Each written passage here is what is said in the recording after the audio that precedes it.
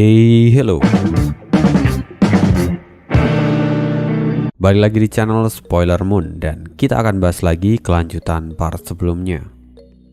Sebelumnya sorry banget kalau kemarin gak bisa ngasih bonusan, dan kali ini kita akan habiskan pertarungan dari Zofan, pembantaian mungkin lebih tepatnya. Karena di part sebelumnya Zofan bersama cucu Swirohua dan juga Dan'er sedang dalam perjalanan menuju sekte Swanglong. Namun saat mereka singgah di sebuah kota kecil, rupanya jebakan telah menanti mereka di sana. Akhirnya Zofan meminta tiga wanita itu untuk melarikan diri. Lalu dirinya sendiri menahan semua orang yang hendak mengejar mereka. Sekarang ada sekitar 500 ahli di ranah virtual dan juga 8 ahli di ranah Soul Fusion yang akan berhadapan dengan Zofan. Meski banyak yang udah spoiler ya di akun spoiler, tapi mari kita nikmati keseruan dari part kali ini. Kita akan masuk ke part 145.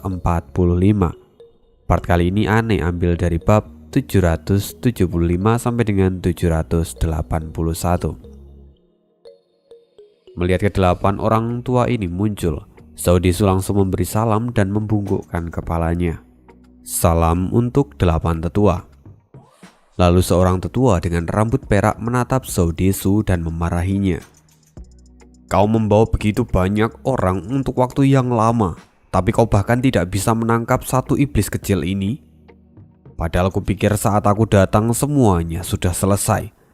Tapi justru banyak dari kalian yang mati karena satu orang ini. Sekte Tiandi benar-benar kehilangan wajahnya karenamu. Zhao Desu dan semua orang yang ada di sana kini menundukkan kepala mereka dan merasa ketakutan. Hei, bukankah sebelumnya ada 4 orang di sini? Lalu kenapa kini hanya tinggal dia seorang? Kemana 3 wanita itu pergi? Apakah mereka sudah mati? Tapi mana? Bahkan aku tidak melihat jasad dari mereka, kata tetua itu. Zhao Desu merenung sebentar lalu membungkuk lagi. Tetua Qiyun, 3 wanita itu sudah melarikan diri. Anak ini menghalangi kami semua yang mencoba untuk mengejarnya. Apa? Satu orang bisa menghentikan kalian semua? Apakah kalian benar-benar tidak berguna? Amarah terlihat jelas dari pria berambut perak atau yang bernama Qiyun itu. Dia kini berjalan dan sambil berkata dengan aura membunuh yang mengerikan. Sangat bagus. Kalian benar-benar memberi wajah pada orang tua ini. Aku tidak habis pikir, bahkan aku harus turun tangan untuk mengurus seorang bocah kecil. Jika berita ini sampai didengar oleh sekte lain, maka kita pasti hanya akan menjadi bahan tertawaan mereka. Zhao Desu, kamu sebelumnya mengajukan petisi pada sekte untuk mengerahkan begitu banyak orang untuk membantumu. Kupikir itu bahkan sudah cukup untuk mengatasi situasi di sini. Tapi rupanya kau dan semua orang yang kau bawa itu benar-benar tidak berguna. Bahkan kalian membiarkan 3 kelinci kecil pergi begitu saja. Aku tidak habis pikir bagaimana caramu menangani masalah ini. Zhao Desu hanya bisa menundukkan kepalanya. Semua itu adalah fakta yang tidak bisa dia sangkal. Tapi dia tidak mungkin diam saja. Jadi dia mencoba untuk membela diri. Lapor tetua, ini bukan masalah perbedaan jumlah orang, tapi anak ini terlalu cerdik dan licik. Semua orang yang kubawa benar-benar tidak berguna dan tidak berani padanya. Jangan banyak alasan. Kau telah membawa 500 orang, tapi kau bahkan tidak bisa mengatur strategi untuk memojokkan anak ini. Itu adalah batas dari kemampuanmu. Bahkan jika kami memberimu 10.000 orang pun kau tidak akan pernah memberikan perbedaan apapun. Jika orang yang kau bawa bahkan tidak berani menyerang musuhmu, lantas bagaimana kau akan menaklukkan anak ini? Tetua, Anda tidak bisa menyalahkan kami sepenuhnya akan masalah ini. Lagi pula Anda sendiri mengatakan kalau akan menyergap dari belakang. Tapi sekarang tiba-tiba Zhao Desu berhenti mengucapkan kata-katanya. Dia hampir lupa kalau saat ini di hadapannya itu adalah tetua. Dia harus menjaga sikapnya atau dia akan mendapatkan hukuman. Mendengar ini, tetua Qiyun melirik tetua yang lain. Tetua Baihe, bukankah kita sebelumnya telah berunding bahwa kalian akan membawa tim untuk berjaga-jaga, supaya jika ada orang yang melarikan diri, kalian akan menangkapnya. Lantas, kenapa kamu juga tidak menghentikan mereka? Tetua Qiyun, apa kau menyalahkanku? Bukankah kamu sebelumnya memutuskan untuk pergi bersama dengan semua anak-anak ini untuk menangkap mereka? Dengan jumlah kalian, bukankah wajar jika aku berpikir kalau kalian pasti sudah menangkap mereka? Aku hanya pergi sebentar untuk berkeliling, tapi siapa sangka kalau para gadis itu sampai bisa melarikan diri. Cibir tetua Baihe. Tetua Qiyun, sepertinya kau pun bahkan tidak bisa menghandle situasi di sini.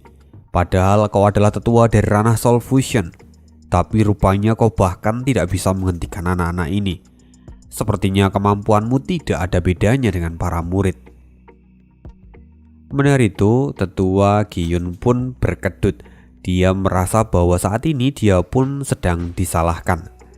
Semua ini karena Zofan. Dia benar-benar melampaui imajinasinya. Kini kemarahan terlihat jelas di wajah tetua Qiyun. Para tetua yang lain tahu akan kemarahan dari tetua Qiyun. Lalu salah seorang di antara mereka berkata, "Tetua Qiyun, tolong redakan amarahmu. Lagi pula ketiga wanita itu hanyalah berada di ranah virtual. Mereka tidak akan bisa melarikan diri dari kita. Lagi pula hanya butuh waktu yang singkat untuk menangkap ketiga wanita itu. Jadi sekarang mari selesaikan semua urusan yang ada di sini dengan cepat." Tetua Qiyun mengangguk dan kemudian mendinginkan kepalanya. Lalu setelahnya, kedelapan tetua saling bertukar pandang dan bersiap untuk mengejar ketiga gadis itu. Lalu tetua Qiyun berkata, "Saudesu, kamu disinilah dan urus anak ini. Dengan jumlah sebanyak itu, jika kamu masih tidak bisa juga menjatuhkannya, maka jangan salahkan aku kalau aku akan menghukummu nanti." Mendengar itu, Saudesu langsung menundukkan kepalanya dan mengangguk. Tetua Baihe kini melihat mereka, lalu kemudian dia berkata, "Kalian tidak perlu terlalu memperdulikan kata-kata dari orang tua satu ini. Sekarang kalian hanya harus fokus untuk memenggal kepala anak itu. Lalu kalian pasti akan mendapatkan hadiahnya." "Baik!" teriak semua orang serempak. Kini semua murid tampak bersemangat. Lagi pula itu adalah motivasi dari seorang tetua. Jadi jelas kalau itu pasti langsung berefek pada mereka semua. Boom! Namun sebelum mereka terbang, tiba-tiba ledakan keras terdengar dan menyebabkan gelombang energi yang menerpa ke-8 tetua. Lalu sebuah suara yang berat terdengar. "Sudah kukatakan, selama aku ada di sini, tidak ada satupun di antara kalian yang bisa melewati garis ini." Itu adalah Zofan yang kini menatap semua orang dengan tatapan dingin. Ke-8 tetua kini menatap Zofan. Mereka sama sekali tidak terlihat marah, karena bagi mereka gertakan Zofan itu tidak ada bedanya dengan gertakan dari anak kecil. Zofan terlalu lemah, sampai-sampai mereka tidak menempatkan Zofan di mata mereka. Melihat ini, Saudesu mencibir dengan keras. "Zofan, kau benar-benar luar biasa. Kau bahkan punya keberanian untuk menghalangi jalan dari ke-8 tetua kami. Apa kau tidak tahu perbedaan antara ranah visi dewa dengan ranah Soul Fusion? Setidaknya itu sudah seperti bumi dan langit. Kau tidak akan bisa menggapainya." Tetua Baihe pun berkata, "Anak kecil, orang tua ini tidak ingin berurusan denganmu. Maka lebih baik kau diam dan jangan banyak membuat masalah." Tetua lainnya pun kini merasa sedikit geram ketika melihat tingkah dari Zofan. Lalu, tetua yang berambut perak atau tetua Qiyun kini menatap Zofan. Dan dengan senyuman yang terlihat jahat di wajahnya, dia berkata, "Hei iblis kecil, Karena kamu begitu ingin mati, maka aku akan mengabulkan keinginanmu." Setelah mengatakan itu, tetua Qiyun kemudian melepaskan energinya dan gelombang energi menyebar ke segala arah. Tekanan ini sungguh kuat, sampai membuat para ahli di ranah virtual pun mundur beberapa puluh meter karena tidak kuat menahannya. Kemudian tetua Qiyun pun berkata, "Jiwa orang tua ini adalah palu perak, salah satu palu milik dewa yang perkasa dan sombong. Setelah jiwaku bergabung dengan tubuh fisikku, maka meski kamu memiliki jiwa naga surgawi pun, kau tidak akan bisa menahan pukulanku." Ledakan energi kini memancar dari seluruh tubuh tetua Qiyun.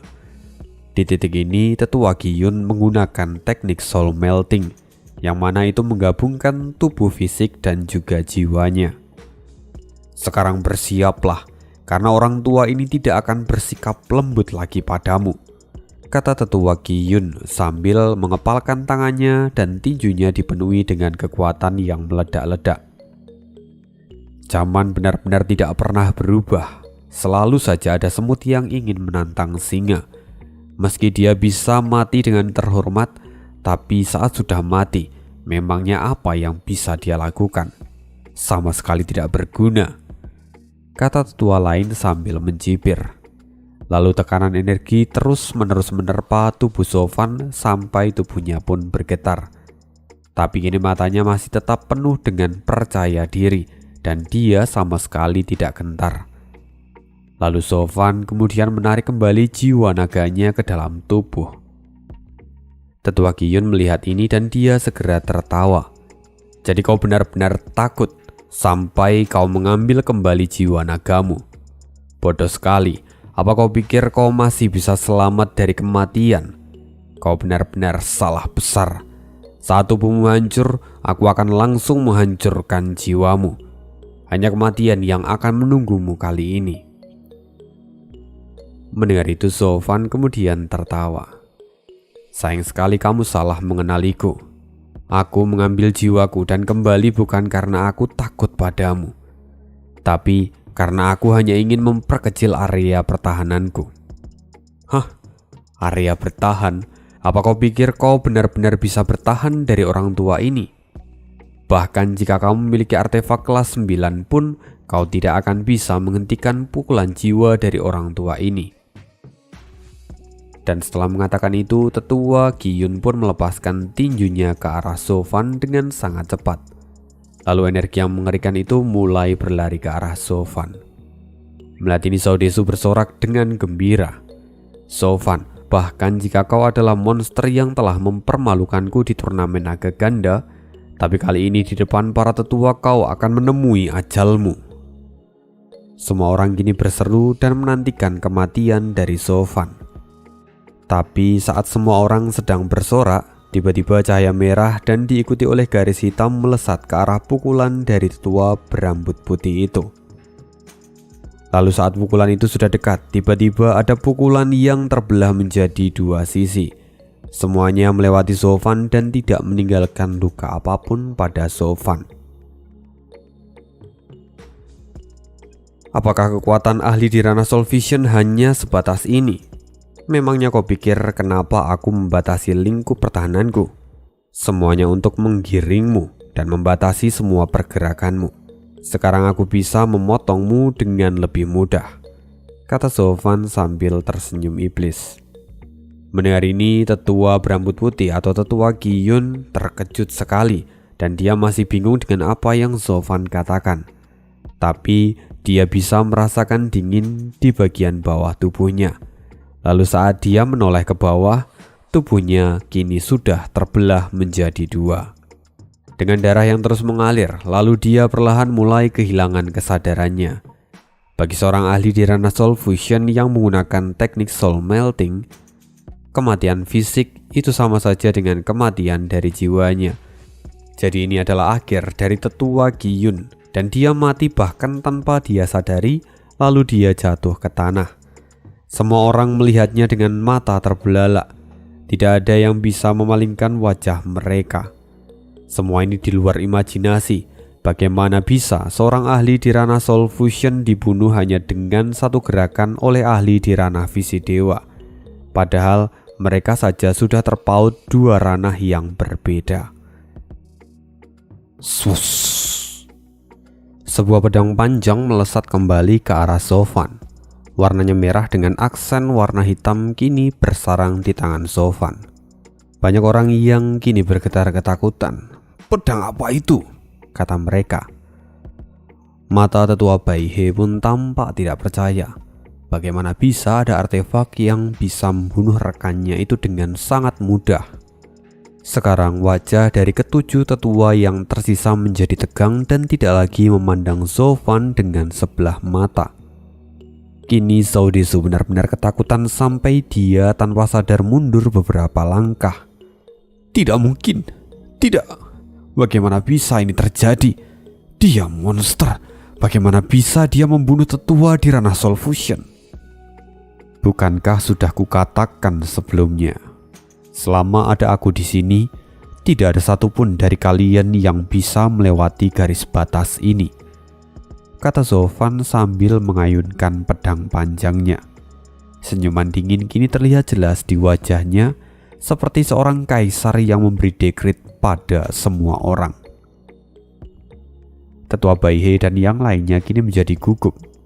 Sial, bagaimana bisa anak ini menjadi begitu kuat? Perlahan para tetua sampai mundur 2 langkah karena masih tidak bisa percaya dengan semua ini, dan mereka mulai merasakan ketakutan di hati mereka. Kini Zovan menatap mereka semua dengan senyum dingin di wajahnya. Dia benar-benar merasa puas dengan kekuatan pedang iblis yang ada di tangannya itu. Bahkan jika saat ini dia baru bisa mengeluarkan sekitar 10% saja kekuatan dari pedang iblis ini, tapi dia sudah bisa membunuh ahli di ranah Soul Fusion. Dengan begini Zovan semakin percaya diri untuk menahan semua orang dan memberi waktu untuk cucu melarikan diri.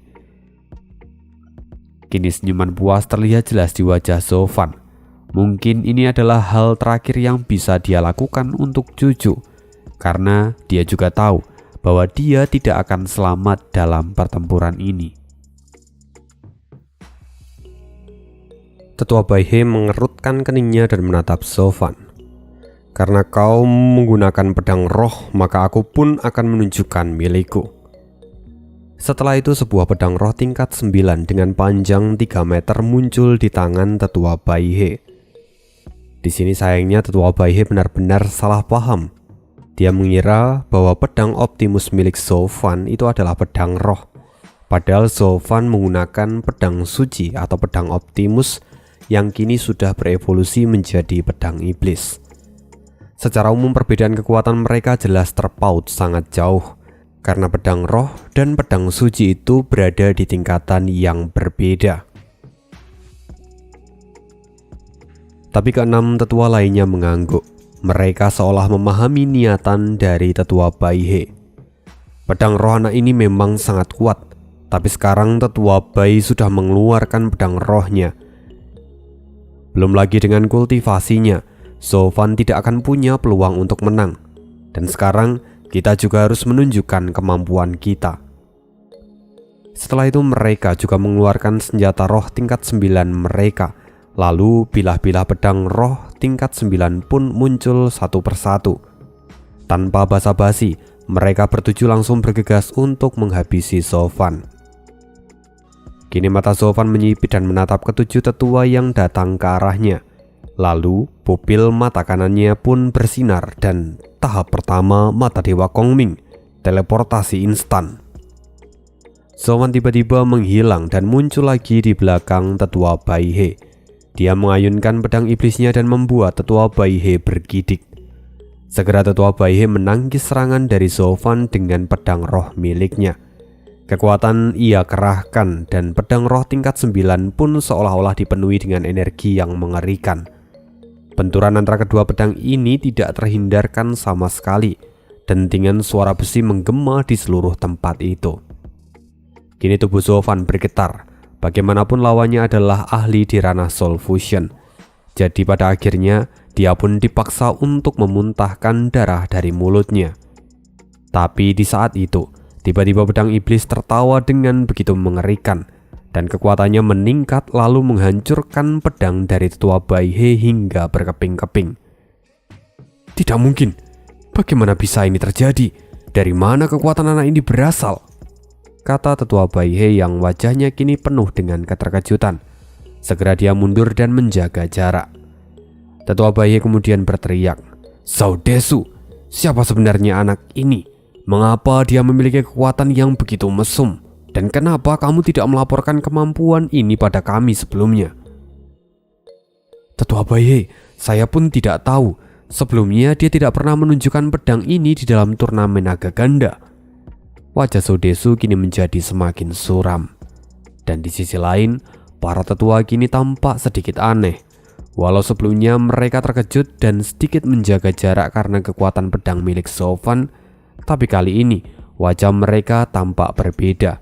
Kini mereka justru seperti tertarik untuk mengalahkan Zhao Fan dan mengambil pedang iblis miliknya.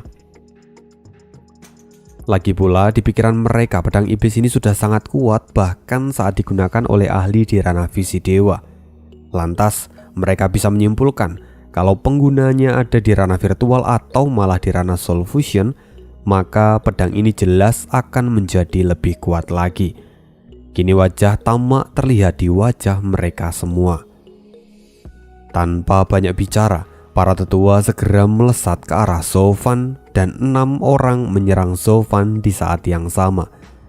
Mata Zhao Fan menyipit, dia kini justru menyeringai ketika melihat keserakahan di wajah ke-6 tetua itu. Lalu segera lingkaran emas kembali muncul di pupil kanan mata Zhao Fan. Sekali lagi Zhao Fan muncul di belakang tetua Baihe, lalu dia segera mengayunkan pedangnya. Tetua Baihe merasakan bahaya yang mendekat dan dia segera menghindar. Kali ini dia selamat dan dengan senyuman di wajahnya tetua Baihe mencibir. "Pintar sekali, kau memilih buah kesemek yang lembut untuk dimakan terlebih dahulu. Sekarang karena pedang rohku telah hancur, kau ingin menghabisiku terlebih dahulu? Sayang sekali, itu tidak akan semudah yang kau bayangkan." Tetua Baihe kini mundur dan menghindari serangan Zhao Fan dengan wajah bangga. Tapi bagi para murid ini sungguh sebuah hinaan. Apalagi tetua Baihe adalah salah satu tetua yang memiliki nama di dalam sekte. Kekuatannya pun tidak perlu diragukan lagi. Tapi sekarang dia justru menghindar dan melarikan diri dari serangan yang dikeluarkan oleh ahli di ranah visi dewa. Itu sungguh adalah sebuah aib jika dipikirkan. Tetua Baihe hanya bisa menghindar sekarang, sedangkan Zhao Fan terus mengejarnya. Ini sungguh menyedihkan, apalagi tetua Baihe sadar bahkan dengan kekuatan soul melting miliknya, dia masih harus menghindari pedang iblis ini. Semakin lama dia dikejar, semakin kesal pula dia dibuatnya. Lalu pada saat itu, seorang tetua lain kemudian berteriak, "Tetua Baihe, jangan panik, aku akan menyelamatkanmu." Seorang tetua segera mengeluarkan tombak roh miliknya dan dia melemparkan tombak itu ke arah Zhao Fan. Lalu dia tidak berhenti di sana, dia segera mengeluarkan wujud jiwanya dan melakukan penggabungan jiwa. Segera tetua itu bergegas ke arah Zhao Fan dari arah sebaliknya. Kini Zhao Fan dikepung dari sebelah kiri oleh tombak roh dengan kekuatan yang meledak-ledak dan juga di sebelah kanan oleh seorang tetua yang menggunakan teknik soul melting. Zhao Fan melihat ini dengan tatapan dingin. Ini bukanlah bencana, lagi pula dia bisa melakukan teleportasi instan. Tapi akhirnya dia sadar bahwa saat ini sudah tidak ada tempat baginya untuk melakukan teleportasi, karena para tetua kini sudah mengunci seluruh jalur pelariannya. Mereka semua sudah bersiap untuk menyerang Zhao Fan jika Zhao Fan sampai melakukan teleportasi instan. Pada akhirnya Zhao Fan kini harus berhadapan dengan para tetua ini. Karena itu Zhao Fan hanya bisa menerima serangan ini mentah-mentah. Kilatan cahaya melintas di mata Zhao Fan. Zhao Fan segera melemparkan pedang iblis untuk menahan tombak roh milik tetua yang tadi. Lalu dia sendiri mengerahkan kekuatan kilin di lengan kanannya untuk menahan tetua itu. Melihat ini tetua itu cukup terkejut, tapi dia juga tidak bisa menahan tawanya. "Bodoh, bocah bodoh. Dengan tinjumu yang hanya berasal dari kekuatan ranah visi dewa, tidak akan ada perubahan apapun. Pukulanku akan langsung menghancurkan jiwamu, jadi bersiaplah saja untuk mati. Benarkah? Tapi aku bukan orang yang bodoh. Aku sudah tahu akan semua hal itu. Jadi sebenarnya pukulan ini adalah untuk tombak rohmu. Tahap pertama mata Dewa Kongming, teleportasi instan. Dalam sekejap Zhou Fan dan pedang iblisnya bertukar posisi, dan itu jelas mengejutkan tetua itu. Sayang sekali, itu terlalu cepat sampai dia tidak bisa bereaksi. Zhou Fan menghantam tombak roh dan menghentikannya. Lalu pedang iblis dengan mudahnya membelah tetua itu. Sekali lagi, tetua kedua di ranah Soul Fusion mati dengan mudah di tangan Zhou Fan. Senyuman kini tampak di wajah Zhou Fan dan dia berkata, "Yang kedua sudah mati. Siapa berikutnya?" Semua orang kini terkejut, apalagi keenam tetua yang tersisa. Kini mereka melihat Zhou Fan seperti melihat monster. Bahkan raut wajah mereka pun kini tampak suram. Sampai tetua Bai He kembali berteriak, "Semuanya serang bersama-sama. Anak ini berencana mengalahkan kita satu persatu. Dengan pedang dan kekuatannya yang aneh itu, dia tidak boleh diremehkan lagi. Semuanya bersiap." Kelima tetua lainnya pun segera mengangguk. Mereka sadar akan posisi mereka saat ini. Lalu tetua Bai He kembali menatap Zhao Desu dan berkata, "Desu, pimpinlah 100 orang dan kejarlah ketiga gadis itu. Lalu sisanya akan tetap tinggal di sini bersamaku untuk mengalahkan iblis kecil ini." "Baik tetua," teriak mereka semua. Lalu Zhao Desu berkata, "Zhou Fan, gua harap kau masih bisa hidup saat aku kembali dan membawa para gadis itu."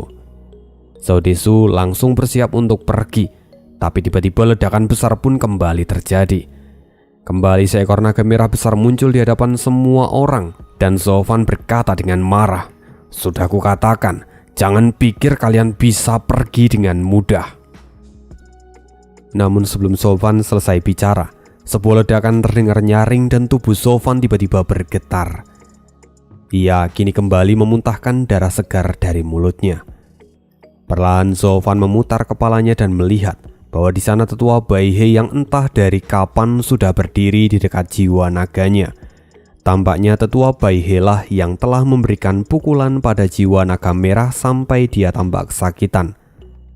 Dan memang benar saja, tetua Bai He tertawa lalu kemudian dia berseru, "Akhirnya kau melepaskan jiwa nagamu lagi. Aku sudah menunggu momen ini untuk waktu yang lama. Sebelumnya kamu menyembunyikan jiwa naga yang merupakan kelemahanmu itu. Tapi sekarang kau terpaksa mengeluarkannya karena kau tidak akan bisa menahan kami semua. Sepertinya para wanita itu memang benar-benar berharga untukmu, karena kamu bahkan sampai tidak ragu untuk mengorbankan nyawamu sendiri." Zhou Fan sama sekali tidak menjawab. Dia hanya menyeka bekas darah di sudut mulutnya.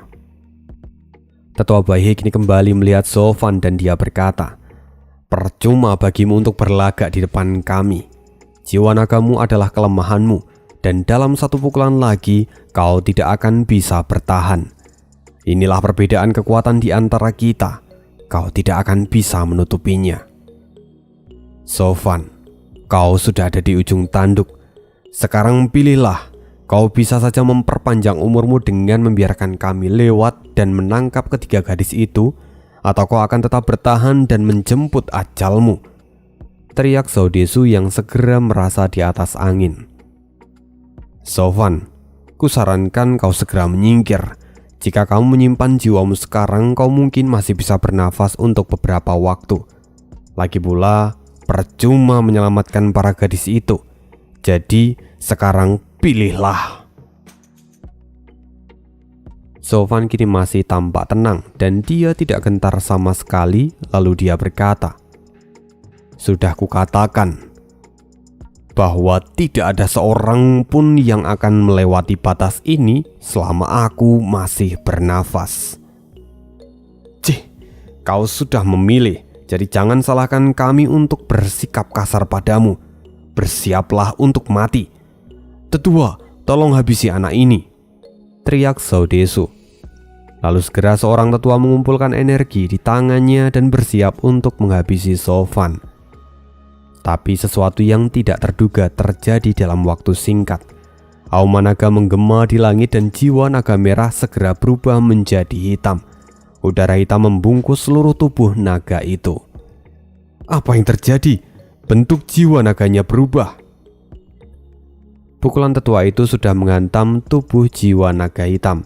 Dan sekarang tangannya seolah-olah tersangkut di tubuh jiwa naga hitam dan tidak bisa ia tarik keluar. Bahkan rasanya dia itu sudah seperti tersedot masuk. Melihat ini Zhao Desu kemudian berteriak, "Itu adalah perubahan jiwa naga Sofan, jiwa Raja Naga Hitam."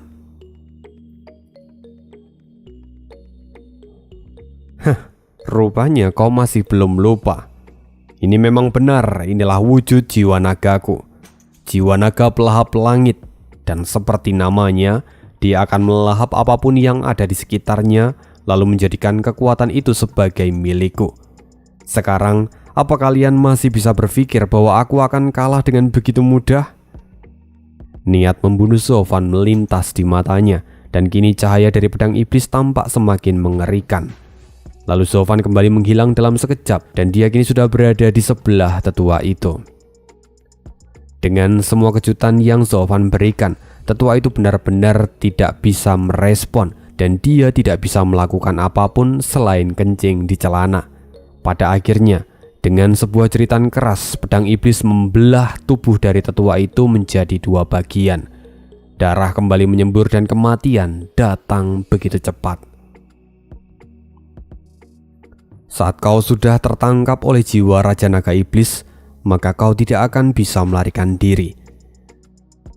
Lepas darinya itu, jangan pernah bermimpi untuk lepas darinya.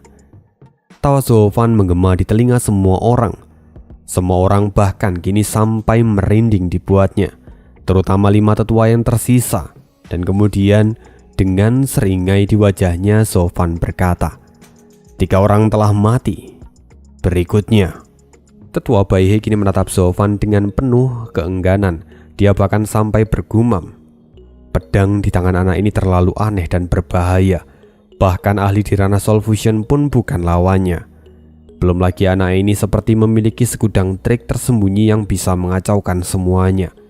Jika terus seperti ini, maka kami tidak akan punya cara untuk mengancamnya. Lalu tetua Baihe kemudian berteriak, "Semua orang berkumpul. Tidak peduli berapa banyak harga yang harus dibayar, kita harus membunuh iblis kecil ini. Dia tidak boleh sampai lepas. Lalu, untuk ketiga wanita lainnya, kita akan urus setelah kita memenggal kepala anak ini. Tidak ada yang perlu khawatir, kita akan terus mengejar mereka walau sampai ke ujung dunia." Tetua Baihe, pedang di tangan anak itu terlalu kuat. Bahkan jika kita menyerangnya bersamaan, kita hanya akan mendapatkan kerugian yang besar, kata salah seorang tetua yang kini tampak cemas. Tapi tetua Baihe melangkah ke depan sambil menggelengkan kepalanya. Tidak, anak ini terlalu licik. Jika kita mengatur prajurit, memang akan terjadi kerugian yang besar. Tapi jika menyerangnya dalam kelompok-kelompok kecil dan dengan menggunakan taktik serigala berburu, maka lawan hanya akan kelelahan dan kehilangan kekuatannya. Tapi diam, bentak tetua Baihe. Kemudian dia berkata lagi, dengan cara apapun kita akan tetap menderita kerugian. Dengan begini kita harus memilih yang bisa meminimalisir korban berjatuhan. Lagi pula nanti kita juga pasti akan mendapatkan kompensasi dari sekte. Sekarang semuanya bersiap, hindari pedang roh miliknya dan incar jiwa naganya. Siap, teriak semua orang. Kini tetua Baihe memimpin di depan dan mereka semua mengeluarkan wujud jiwa mereka. 4 tetua yang tersisa kini segera mengeluarkan kekuatannya dan menekan Sofan. Seolah-olah gunung tinggi kini sedang jatuh dari langit. Tapi meski begitu, Sofan tidak terlihat gentar. Dia berdiri dengan tatapan tajam dan bersiap untuk bertarung. Sofan, jika kau masih bersikeras untuk melindungi para wanita itu, maka aku akan melangkahi mayatmu dan mengambil para wanita itu, teriak Zhao Desu. Mata Sofan kini terlihat menajam. Senyuman iblis pun terlihat di wajahnya. Terima kasih karena telah mengingatkanku akan hal itu. Tapi sekarang aku masih belum boleh mati. Dengan santai Zovan membentuk segel ulang di tangannya. Transformasi jiwa naga, jiwa Raja Naga Biru. Jiwa naga Zovan tiba-tiba seperti terbakar oleh nyala api biru yang panas, dan kemudian memberikan tekanan yang mengerikan ke semua orang yang ada di sekitar. Dan juga di sana, ratusan jiwa terkena dampak dari kekuatan ini. Jeritan kini silih berganti dan kekuatan jiwa dari ahli di ranah virtual terperangkap oleh api biru dan mereka dibakar secara langsung. Lalu para ahli yang ada di belakang mereka pun segera mundur tanpa buang-buang waktu. Sedangkan mereka yang telat, kini mereka berubah menjadi abu dan ditelan oleh lautan api biru. Dalam sekejap mata, puluhan ahli di ranah virtual mati seketika. Ini tentu membuat semua orang menjadi semakin ngeri. Bahkan Zhao Desu pun sampai berkata, bagaimana mungkin ini terjadi? Jiwa naga biru itu sebelumnya sangatlah pasif dalam pertempurannya dengan Yelin. Tapi kali ini dia menjadi begitu kuat. Bahkan dalam satu nafas puluhan orang langsung mati. Dan juga banyak jiwa yang terluka dengan serius. Itu memang sangat wajar kalau Zhao Desu berkata seperti itu. Karena dia sebenarnya tidak tahu kalau api biru dan api emas itu ada di tingkatan yang sama. Meskipun dalam hal kekuatan, api emas itu jauh lebih unggul. Tapi sebenarnya, kekuatan api biru tidaklah layak untuk dipandang sebelah mata. Kini tetua Baihe menatap Zhao Desu dan kemudian berteriak, mengapa kau tidak melaporkan kekuatan anak ini dengan benar sebelumnya, Zhao Desu? Zhao Desu terdiam. Dia tidak tahu harus berkata apa lagi. Kini tubuhnya bergetar seolah dia ingin menangis. Sekarang trik apa lagi yang masih dia miliki? Jangan main-main dengan orang tua ini, bentak Baihe. Zhao Desu menggelengkan kepalanya dan kemudian berkata dengan ragu, sejauh yang saya tahu, dia masih memiliki satu perubahan lagi, dan itu adalah jiwa Raja Naga Ungu. Dan jiwa itu digunakan untuk memberikan serangan secara diam-diam. Jadi harusnya dia tidak sekuat yang lain.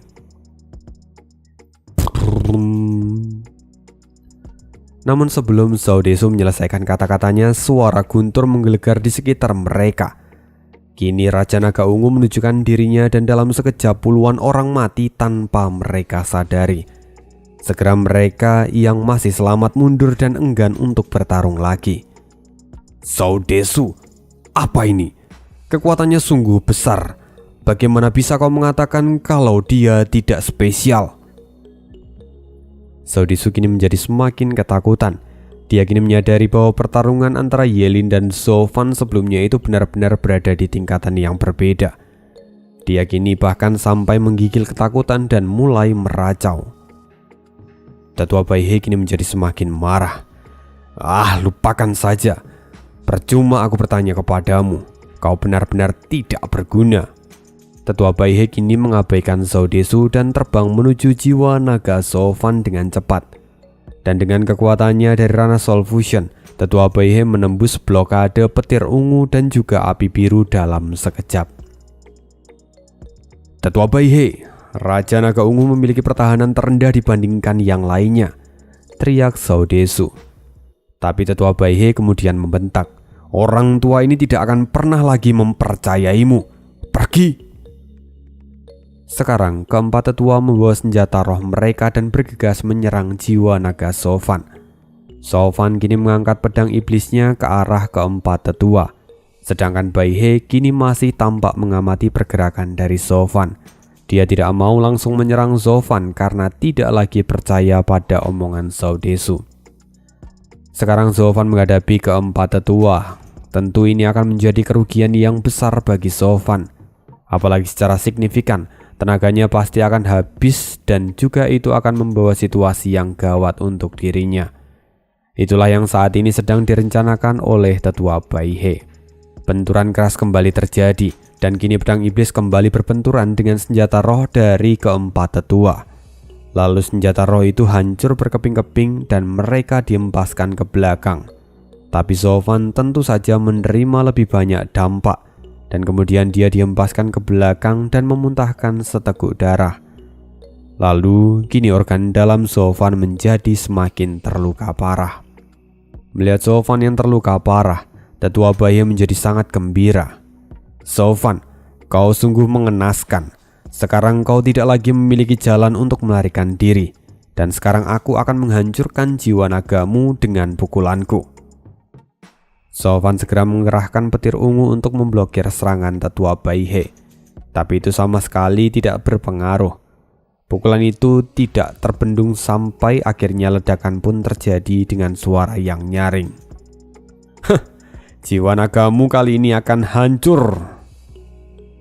Asap hitam menyelimuti seluruh tubuh jiwa naga Sofan dan kembali berubah menjadi jiwa naga hitam. Lalu dengan raungan keras, jiwa naga kini tampak kesakitan. "Jadi sekarang kau merubah lagi jiwa nagamu? Sayang sekali, pukulan orang tua ini benar-benar memberikan dampak yang besar pada jiwa nagamu.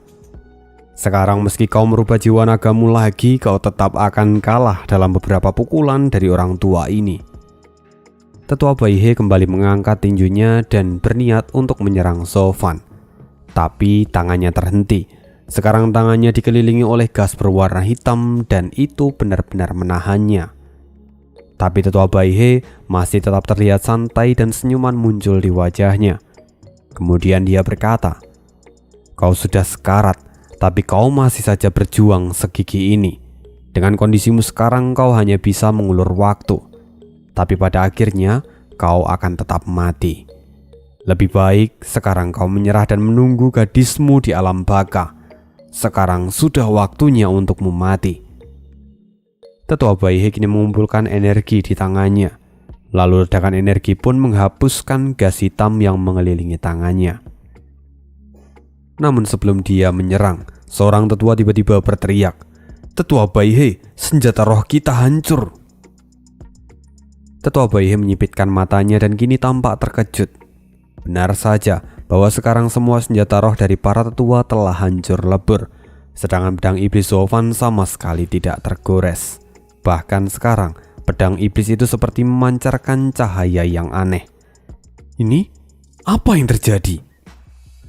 Tetua Baihe sulit mempercaya itu, dan saat pikirannya teralihkan, tiba-tiba sebuah niat membunuh yang kuat meledak di belakangnya. Tetua Baihe menghindar, tapi gas hitam kembali membelenggu tangannya. Meskipun kekuatan belenggu dari jiwa naga hitam ini tidak bisa menahan tetua Baihe untuk waktu yang lama, tapi dalam 2 detik itu saja sudah cukup untuk menjadi akhir bagi tetua Baihe. Niat membunuh meledak dan bilah tajam membelah tubuh dari tetua Baihe menjadi 2 bagian dalam sekejap. Tetua Baihe terkejut, pinggangnya kini terasa panas dan matanya dipenuhi dengan keraguan-raguan. Apa yang sebenarnya terjadi di sini? Apa ini? Bagaimana bisa?" kata tetua Baihe yang perlahan suaranya mulai menghilang. Sofan kini terbatuk darah hingga beberapa kali. Dia kini melihat tetua Baihe dan berkata dengan suara dingin, "Kamu adalah orang yang cukup hati-hati, tapi sayangnya saat kau merasa menang, maka itu adalah kekalahanmu. Kau secara tidak sadar menunjukkan kelemahanmu sendiri dan kau telah masuk dalam jebakanku.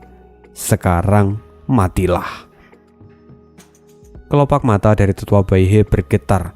Dia menatap Sofan dan saat ini Sofan terlihat ada 2 orang. "Di sini, bagaimana mungkin ada 2 Sofan?" Sofan kini menyeringai. Lalu dengan nada yang agak menghina, dia berkata, "Kebodohan adalah dosa yang besar dan ketidaktahuan adalah kesalahan terbesarmu. Kamu tidak mengetahui apapun tentang kekuatanku." Inilah tahap ketiga mata dewa Kongming, ruang ilusi. Kini di pupil kanan mata Sofan terdapat 3 lingkaran cahaya emas yang bersinar dengan terang. Sofan kini kembali memegang pedang iblisnya, tapi dia dipaksa untuk memuntahkan darah lagi. Sofan kini masih berdiri di samping potongan tubuh dari tetua Baihe dan dia melirik keempat tetua yang tersisa. "Iblis!" kata salah seorang tetua. Gaya Sofan memang tidak pernah berubah. Dia tidak pernah ragu menjadikan dirinya sendiri sebagai umpan untuk membunuh lawannya. Dia selalu kejam pada orang lain, bahkan pada dirinya sendiri.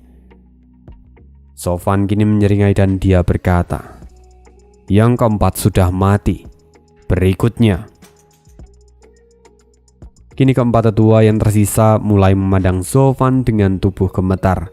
Bahkan jika kondisi Sofan kini sangat parah, tapi mereka kini mulai ragu-ragu untuk melangkah. Hanya setelah beberapa waktu, mereka kembali mendapatkan semangat juang mereka. Karena lagi pula mereka adalah ahli yang sudah berkultivasi selama bertahun-tahun. Jadi mereka pada akhirnya dapat memulihkan ketenangan mereka dalam waktu singkat. Salah seorang tetua kini mengambil komando. "Semuanya serang anak ini bersamaan. Tidak peduli berapapun harga yang harus kita bayar, dia harus mati." Semua orang yang ada di sana berseru dan mulai berlari ke arah Sofan. Sofan yang melihat kerumunan ahli yang datang ke arahnya secara bersamaan seperti tsunami itu, dia mengepalkan tangannya dan menggertakkan giginya. Lukanya sudah semakin parah, tapi dia harus menghentikan mereka semua. Pemandangan yang tidak pernah terjadi sebelumnya, di mana seorang ahli dikepung oleh ratusan ahli di waktu yang bersamaan.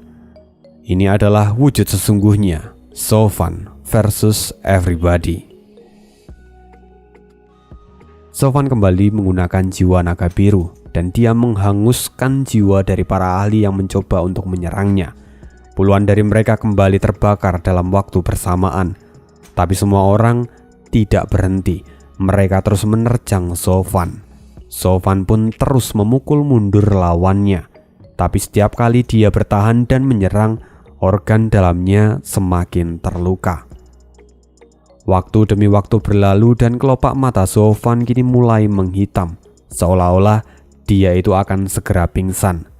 Tapi saat Sofan ingat akan keselamatan dari cucu, dia selalu menggigit lidahnya untuk menjaga kesadarannya. Raja Naga Ungu kini berubah menjadi jiwa Raja Naga Hitam, dan dia menyerap kekuatan musuh saat benturan jiwa terjadi.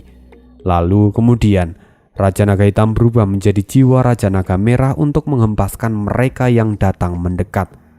Puluhan orang menemui ajalnya saat terkena pukulan dari Sofan. Termasuk Sodesu kini terhempas jauh dan dia kehilangan kesadarannya. Sofan kini terus merubah jiwa naganya dan menghalau semua musuh dan sekaligus menyerang balik. Tapi tubuh Sofan kini menjadi semakin parah terluka. Dari kejauhan kini kita bisa melihat sang Raja Iblis yang membantai pasukan pahlawan yang ingin melenyapkannya. Sekarang ratusan ahli telah menjadi korban. Dan apa yang Sofan katakan menjadi kenyataan. Hujan darah kini memenuhi medan perang. Dan sekarang kemanapun mata melihat, tumpukan mayat terlihat menggunung. Tidak ada satupun orang yang bisa mendekati Sofan.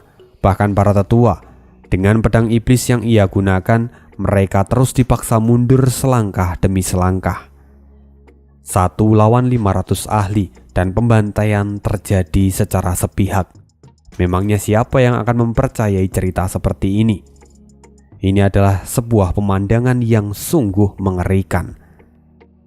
Dan kini waktu terus berjalan, matahari berganti dengan bulan dan begitu seterusnya. Lalu saat bulan sedang tinggi, "Hah? Ini di mana?" kata Sodesu yang perlahan membuka matanya setelah terkena sinar bulan. Sodesu meremas kepalanya sendiri seperti orang yang baru saja mabuk. Dia masih mencoba mengingat apa yang sebelumnya terjadi. Tapi kini bau anyir masuk ke hidungnya dan dia bisa melihat gunung mayat memenuhi tempat itu. Lalu dia akhirnya ingat kejadian sebelum dia kehilangan kesadarannya. Itu adalah saat di mana jiwa naga merah mengibaskan ekornya dan membuat Sodesu terlempar, lalu kehilangan kesadarannya. Sodesu kini melihat kejauhan. Dia mencari keberadaan dari Sofan. Dia tidak tahu apakah Sofan masih hidup atau malah sudah mati. Lalu dia kini bergumam, "Hari sudah malam. Seharusnya anak itu telah kehabisan kekuatannya dan mati sekarang." Tapi saat dia mengatakan itu, tiba-tiba ledakan terdengar di telinganya. Sodesu terkejut dan bergegas ke arah sumber suara itu. Dan di sana dia bisa melihat bahwa api biru berkobar dan beberapa ahli berjuang mati-matian untuk bertahan. Kini di sana masih terlihat ada sekitar 100 ahli yang masih bertarung dengan Sofan. Pemandangan ini jelas membuat Zhao Desu ketakutan. Dia tidak membayangkan bahwa kemampuan Sofan akan semengerikan ini. Bagaimana bisa? Bahkan setelah selama ini pun dia masih belum mati. Mata Zhao Desu kini bergetar. Tapi kini Zhao Desu melihat jiwa naga Sofan yang sudah terluka parah. Sisiknya telah terkelupas dan dia seolah-olah bisa hancur kapan saja. Lalu sosok Sofan juga terlihat dari kejauhan. Dia kini baru saja memenggal kepala dari salah seorang tetua.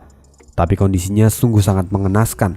Matanya kini terlihat kosong seperti orang yang kehilangan kesadarannya. Tubuhnya benar-benar dipenuhi dengan luka dan darah mengalir dari setiap luka-luka itu. Sofan kini seperti bertarung hanya karena insting dan juga keinginannya untuk bertahan di sana. Sofan kini mengangkat pedangnya, lalu dengan suara dingin dia berkata, "Majulah, aku pasti akan memenggal kepala kalian." Para tetua kini mengerutkan keningnya dan salah satu dari mereka berkata, "Apa Sofan ini benar-benar manusia? Tubuhnya telah hancur sampai separah ini. Bahkan seharusnya organ dalamnya pun sudah tidak berfungsi.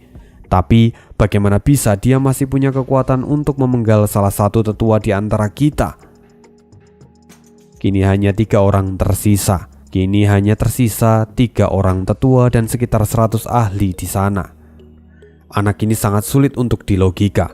Dengan kekuatannya di ranah visi dewa saja dia telah membunuh ratusan orang. Bahkan para tetua menjadi tumbal kali ini.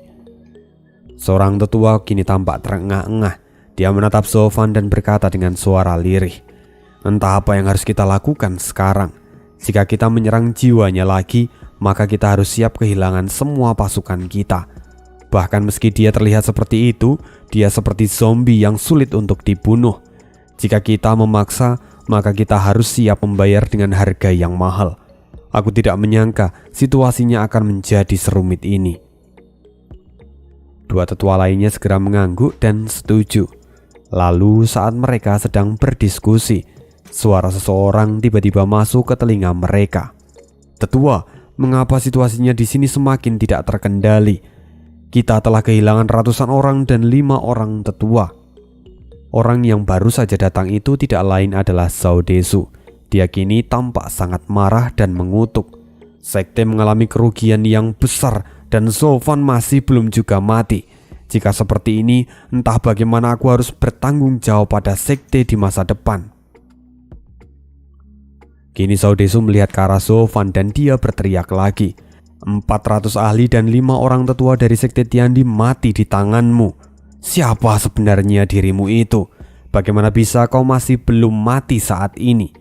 Kau memang benar-benar iblis. Kau menghancurkan semua kekuatan dan kekayaanku hanya dalam 1 malam. Sofan sama sekali tidak merespon. Dia kini masih berdiri di posisinya semula. Semua orang yang masih bernafas kini memandang Zhao Desu. Lalu kemudian salah seorang berkata, "Saudara Zhao, kamu salah. Dia tidak menghabisi kami semua dalam waktu 1 malam. Tapi ini sudah hari ketiga. Kita telah bertarung 3 hari 3 malam tanpa jeda." "Hah?" Zhao Desu terkejut. "Jadi maksudmu aku telah pingsan selama 3 hari 3 malam? Dan anak ini dia menghentikan kalian semua selama itu?" Semua orang tampak menundukkan kepalanya dan mengangguk. Lalu 3 tetua pun kini tampak malu sekarang. Waktu yang terlalui sudah sangat lama dan mereka masih belum bisa menghabisi Sofan yang hanya berada di ranah visi dewa. Sampai tiba-tiba terdengar suara Sofan. "Ternyata sudah 3 hari 3 malam. Kalau begitu seharusnya kalian sudah tidak akan bisa mengejar mereka lagi."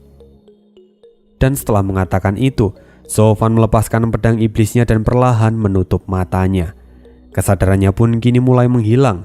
Dan setelahnya pedang iblis kembali berubah menjadi darah dan masuk ke dalam tubuh Sofan.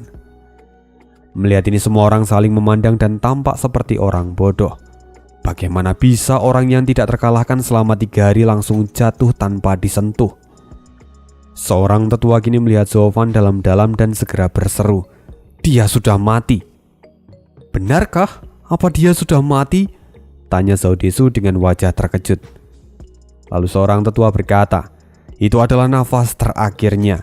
Dia memang hanya ingin menghentikan kita untuk tidak mengejar ketiga gadis itu. Dia menghabiskan semua kekuatannya selama 3 hari 3 malam. Dan akhirnya kini nyawanya hanya bergantung pada seutas benang tipis yang bisa putus kapan saja. Aku tidak menyangka bahwa anak ini bisa bertahan selama ini hanya berdasarkan insting bertarung dan kemauan saja. Anak ini memang layak disebut sebagai monster dan dia benar-benar tidak terkalahkan." Lalu setelah itu 3 tetua itu kemudian menghampiri Zofan. Niat membunuh kini terlihat jelas di mata mereka. Kita harus segera menghabisinya. Jangan lupa bahwa dia telah bertahan di kondisi ini selama 3 hari 3 malam. Maka selagi ada kesempatan, kita harus menghapuskan keberadaannya. Ketiganya kini saling menatap satu sama lain dan kemudian berteriak, "Bunuh!" Setelah mengatakan itu, ketiga pria itu mengangkat tangan mereka dan berniat untuk menghancurkan tubuh dan jiwa Zofan dalam satu gerakan. Namun tiba-tiba sosok muncul dengan kilatan cahaya keemasan. 3 tetua ditendang dalam satu pukulan dan terlempar ke belakang. Kini sosok berjubah emas itu muncul di hadapan mereka semua. Melihat ini mata Zhao Desu memadat dan dia kemudian berteriak, "Yelin, kenapa kamu ada di sini?" Yelin tidak mengatakan apapun. Dia kemudian menunduk dan mengangkat tubuh dari Zofan lalu meletakkannya di bahunya. Kini ketiga tetua segera berteriak, "Apa yang mau kau lakukan? Turunkan dia!" Mata Yelin memadat. Dia menatap mereka dan berkata, "Apa kalian ingin membunuhnya? Kalian seharusnya sadar bahwa kalian tidak memiliki kualifikasi itu." Hati mereka segera bergetar dan wajah mereka kini menjadi suram. Meski mereka tidak pernah melihat sosok Yelin sebelumnya, tapi mereka sudah mendengar beritanya. Dia adalah sosok nomor 2 setelah Zofan dan menjadi jenius pertama di benua Shisho. Mereka bisa membayangkan kekuatan dari Yelin yang tidak akan berbeda jauh dari Zofan. Kini keringat dingin mulai mengalir di dahi mereka semua. Tapi mereka juga tidak bisa menyerah begitu saja. Jika mereka tidak bisa menghabisi Zofan sekarang, maka semua yang mereka lakukan akan berakhir sia-sia. Kematian semua orang di sana akan menjadi beban dan aib bagi mereka saat mereka kembali. Karena itu salah seorang tetua kemudian berteriak, "Sekte Taïqing dan juga Sekte Tiandi berjalan di jalan kebenaran. Kita memiliki tujuan yang sama dan orang tua ini telah mendengar semua tentang namamu. Dan kamu akan menjadi pilar bagi sekte kebenaran di masa depan. Kalau begitu biarkan iblis ini kami basmi. Kamu tidak perlu mengotori tanganmu sendiri. Jadi kamu tidak perlu repot-repot seperti ini." Para tetua masih terus mengoceh dan merayu Yelin. "Tapi diam kalian semua," bentak Yelin. Kini Yelin menatap mereka semua dan berkata, "Kalian tidak perlu menceramahiku. Aku telah kalah sebelumnya dalam pertarungan yang adil dengan dia. Aku tidak akan menggunakan trik kotor seperti kalian. Kalian beraninya menyerang satu orang dengan semua kekuatan kalian. Menyedihkan. Kalian benar-benar ingin menodai kehormatanku sebagai penerus binatang suci." Binatang suci? Semua orang terkejut dan kebingungan dengan apa yang Yelin katakan. Ini adalah hal yang wajar. Karena di dunia bawah, nama dari binatang suci telah lama dilupakan. Dan bahkan legendanya pun kini hanya diketahui oleh beberapa orang. "Kalian tidak perlu banyak bertanya. Kalian manusia-manusia kotor dan tidak layak untuk hidup. Jadi lebih baik kalian musnah dari dunia ini." Sebuah cahaya keemasan kemudian keluar dari tangan Yelin. Bola itu seperti api yang menyala-nyala. Lalu kemudian mengeluarkan aura yang begitu mendominasi. Bahkan para tetua secara refleks mundur karena merasa takut. "Yelin, apa yang mau kau lakukan?" teriak Zhao Desu. Tapi kini Yelin mencibir. "Sekelompok orang mati tidak perlu banyak bertanya. Yang perlu kalian tahu adalah kalian tidak layak untuk melawan Zofan. Hanya aku satu-satunya yang layak untuk berhadapan dengannya.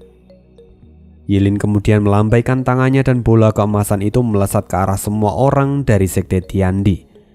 Semua orang ketakutan dan bergegas untuk melarikan diri, tapi sayang sekali semuanya sudah terlambat. Boom. Ledakan seperti bom atom melahap seluruh tempat itu.